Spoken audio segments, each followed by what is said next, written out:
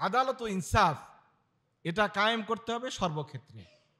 ক্ষেত্রগুলোর মধ্যে 1 নম্বর ক্ষেত্র হলো আপনার ব্যক্তি জীবনে ইনসাফ কায়েম করা, নিজের উপরে নিজে ইনসাফ কায়েম করা।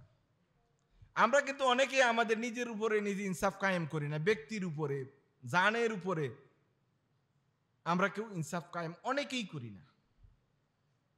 আল্লাহ রাসূল সাল্লাল্লাহু আলাইহি ওয়াসাল্লাম কিন্তু আমাদেরকে সতর্ক করেছেন, আদল মান নাফস, আপনার নিজের উপরে নিজে ইনসাফ করবেন। সেটা কিরকম? সময় মতো খাওয়া, সময় মতো ঘুমানো, সময় মতো রেস্ট নেওয়া, সময় মতো পরিকল্পনা মাফিক জীবন পরিচালনা করা। তো অনেক লোক এমন আছেন রাত জাগেন, এত বেশি রাত জাগেন, বিশেষত আমাদের এই যুবক শ্রেণীর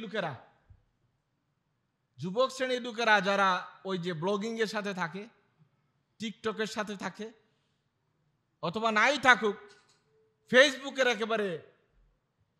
একেবারে মানে কি বলবো, হ্যাঁ ঘনিষ্ঠ বা মানে একনিষ্ঠ ভক্ত সমর্থক, সারা রাত জুড়ে একবার 3টা 4টা পর্যন্ত ব্লগ চালায়, ফেসবুক চালায়, ইউটিউব চালায়, ফজরের নামাজ শেষ পরের দিন 12টা 1টার সময় উঠে।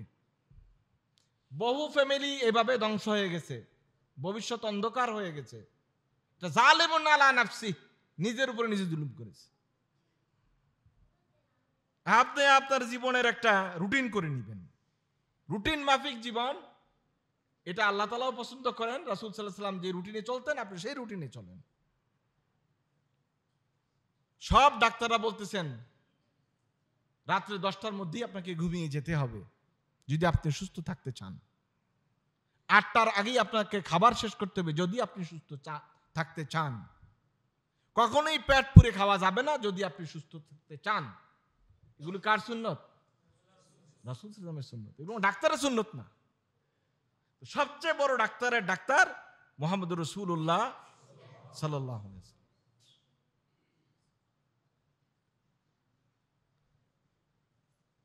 আল্লাহ রাসূল সাল্লাল্লাহু আলাইহি ওয়াসাল্লাম যে প্রেসক্রিপশন দিয়েছেন, এই প্রেসক্রিপশনের উপরে কোনো প্রেসক্রিপশন নাই। ডায়াবেটিসের রোগী বলেন, হার্টের রোগী বলেন, ডাক্তার যত ডায়েট দেয়, আল্লাহ রাসূলের ডায়েটের উপর কোনো ডায়েট নেই। রাসূল 3 ভাগ করে খেতে বলেছেন, এই 3 ভাগ খাওয়ার যেই সিস্টেমটা, অসুখ হওয়ার কোনো সুযোগই নেই। আমরা অনেকে পালন করতে পারি না বা করি না। খেতে বসলে এতটাই খাই যে সালার মুখ বন্ধ না করা পর্যন্ত উঠার কোনো সুযোগ নেই।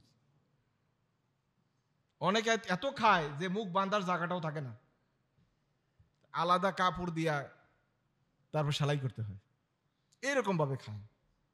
তা আপনার শরীর ভালো থাকবে কিভাবে? তা আপনি নিজের উপরে নিজের জুলুম করেছেন, জালেমুন আলা নাফসি।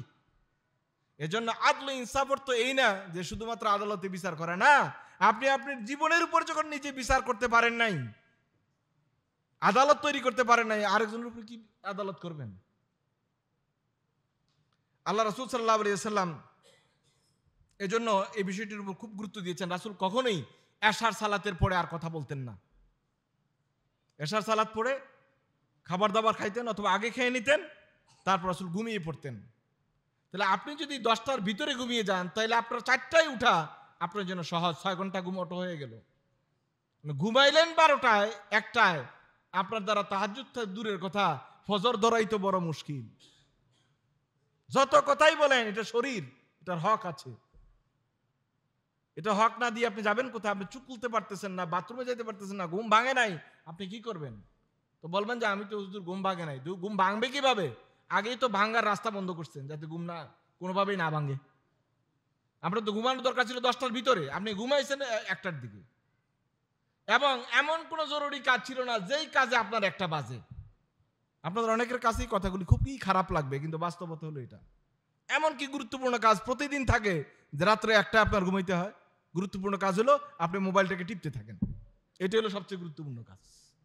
টিপতে টিপতে কখন যে 1টা বেজে গেছে বলতে পারবেন না। একসময় চোখ বন্ধ হইয়া যখন মোবাইল কাইত হয়ে পড়ে যায়, তখন আপনিও কাইত হয়ে যান। এরকম বড় একটা পার্সেন্টেজ আমাদের আছে যারা মোবাইল কাইত, উনিও কাইত। মোবাইল যতক্ষণ মধ্যে হাত থেকে না পড়ে ততক্ষণ মধ্যে ওনার ঘুম নাই, চালাইতেই থাকে। তাই আপনি আপনার শরীরের উপর জুলুম করলেন। আল্লাহ রাসূল সাল্লাল্লাহু আলাইহি ওয়াসাল্লাম এটা করতে নিষেধ করেছেন। আল্লাহ তাআলা কি বলেন শুনেন, অমাইয়াতা আদ্দা হুদুদ আল্লাহ, আল্লাহর দেয়া গাইডলাইন এইটাকে যে অমান্য করে ফাকাদ জালামা নাফসাহু, সে তার নিজের উপর জুলুম করেছে।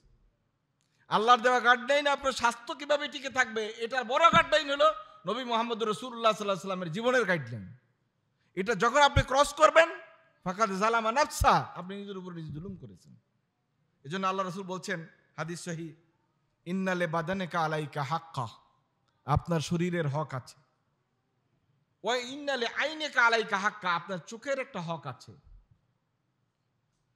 ওয়া ইন্নালি আহলিকা আলাইকা হাক্কা, আপনার পরিবারের একটা অধিকার আপনার উপর রয়েছে। ওয়া ইন্নালি যাওজিকা আলাইকা হাক্কা, আপনার স্ত্রীর একটা অধিকার আপনার উপর আছে।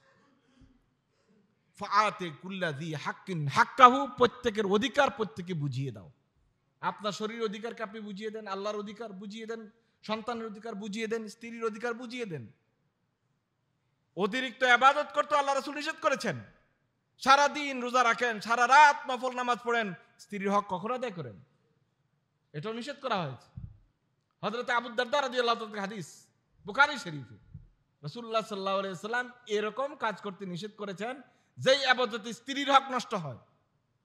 ওই ইবাদত করতে নিষেধ করেছেন যেই ইবাদতের কারণে জনগণের হক নষ্ট হয়। আপনি যদি কোনো দায়িত্বশীল পদে থাকেন, সারা রাত নফল পড়ছেন, দিনে বেলায় নাক ডাকে ঘুমাইতেছেন, মানুষগুলোকে হুজুর ঘুমায়, এখন কথা বলা যাইতো না, এটা কি তাকওয়া? এটা কি দায়িত্বশীলতার কাজ? দিনে রাত্রে ঘুমাইবেন, রাত্রে ঘুমানোর কাজ। ওখানে আপনি কে বলছেন নফল নামাজ পড়ার জন্য, যাতে করে জনগণ আপনার রুমের সামনে এসে লাইন ধরে দাঁড়াই থাকে? এটা তাকওয়া না। তাকওয়া হলো তার হকটাকে তাকে বুঝিয়ে দেওয়া, এটাই হলো তাকওয়া। সুতরাং ভাইরা, আসুন আমরা সবাই আমাদের নিজেদের ব্যক্তি জীবনের হক আগে আদায় করে অভ্যস্ত হই। ঠিক মতো খাওয়া, ঠিক মতো ঘুমানো, সময় মতো সকল দায়িত্ব পালন করা, রুটিন ওয়ার্ক অনুযায়ী জীবন পরিচালনা করা। যদি অভ্যাস থেকে না থাকে, তাহলে নিজেই নিজের একটা রুটিন করে নেন। আমি কয়টায় খাবো, কয়টায় ঘুমাবো, কতক্ষণ কি করব, একটা নিজের রুটিন জীবনের চার্ট করে নেন, অনেক উপকার পাবেন। এবং সেটা করবেন রাসূল সাল্লাল্লাহু আলাইহি ওয়াসাল্লামের সুন্নাহর আলোকে। আল্লাহ সুবহানাহু ওয়া তাআলা আমাদেরকে বুঝার আমল করার তৌফিক দান করুক, আমিন।